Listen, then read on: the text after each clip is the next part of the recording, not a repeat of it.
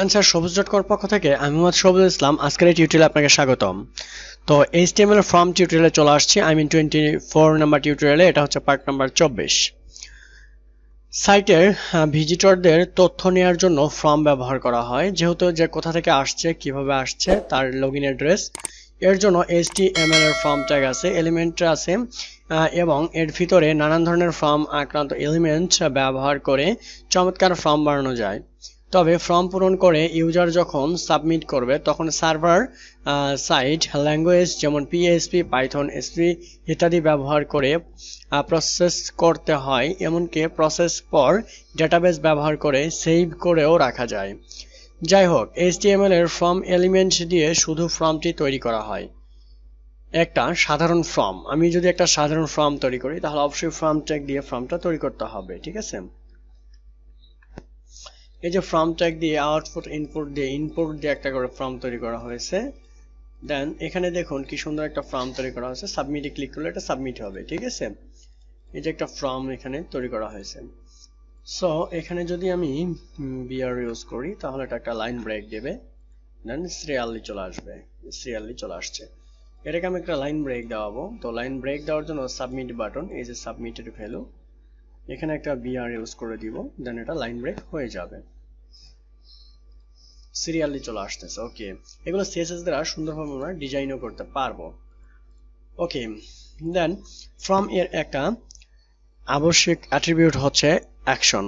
এখানে একটি form submit করলে কোন ফাইল ফরম্যাটে ডেটাটি প্রসেস করে নিয়ে যাবে সেই ফাইলটিতে নিয়ে যায়। আর মেথড অ্যাট্রিবিউট দিয়ে কোন পদ্ধতিতে ডেটা যাবে সেটা বলে দেওয়া হয়। যেমন আমি দিয়েছি পোস্ট মেথড, ডেটা পাঠালে ডেটা লুকানো থাকে, তবে যেখানে ডেটা লুকানোর দরকার নেই সেখানে গেট নামে অতঃপর মেথডটি ব্যবহার করা হয়। মেথড গেট, যেখানে গুগল সার্চে গেট মেথড ব্যবহার করেছে কারণ এখানে ডেটা লুকানোর পরিবর্তে দেখানোই উপকার। গুগলের কোড কিছু সার্চ দিলেই ব্রাউজারে অ্যাড্রেস বারে দেখবেন যেটা লিখে সার্চ দিয়েছেন সেগুলি দেখাচ্ছে। যাই হোক, এগুলি PHP-তে বিস্তারিত আলোচনা আছে। এরপর ইনপুট এলিমেন্ট দিয়ে দুটি টেক্সট ফিল্ড তৈরি করেছি, যেখানে ইউজার তার নাম লিখতে পারবে। ইনপুট ট্যাগের টাইপ অ্যাট্রিবিউট দিয়ে ঠিক করা যায় ফিল্ডটি কোন ধরনের ডেটা নেবে। টাইপ হচ্ছে টেক্সট, দিলে টেক্সট ফিল্ড হবে এবং ব্রাউজারে টেক্সট লেখার মতো একটি ফিল্ড দেখাবে। আবার টাইপ যদি সাবমিট দেয় একটা বাটন আকারে দেখাবে। তাহলে ইনপুট এর নেম অ্যাট্রিবিউট দিয়ে ফিল্ডের নাম দেওয়া যায়। প্রত্যেকটি ফিল্ডের নেম অ্যাট্রিবিউটের মান ভিন্ন দিতে হয়, কেননা এই মান ধাপেই PHP ডেটা প্রসেস করে, তাই একই নামের দুইটি ফিল্ড এর ডেটা দুরকম ভাবে। সাবমিট বাটনের জন্য ভ্যালু অ্যাট্রিবিউট দিয়ে যে মানটি দিবেন সেটা বাটনের উপর লেখা হিসেবে দেখবে। আইডি, স্টাইল, ক্লাস ইত্যাদি যে কোনো গ্লোবাল অ্যাট্রিবিউট ফ্রম এলিমেন্টের ব্যবহার করতে পারেন। তাহলে চেকবক্স,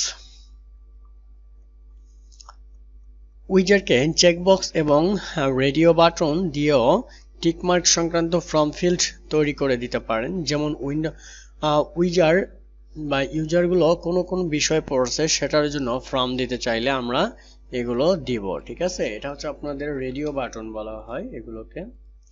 আমি নিচে এটাকে দিচ্ছি, ব্রাউজারে গিয়ে আবারও রিলোড করতেছি আমি। এই যে, তো আমি যদি এটা সাবমিটের আগে দেই যে আমি সবগুলো বিষয় পারি, দিয়ে এখন সাবমিট করে দিব। তো আমি এখানে একটা সাবমিট বাটন দিয়ে দিব।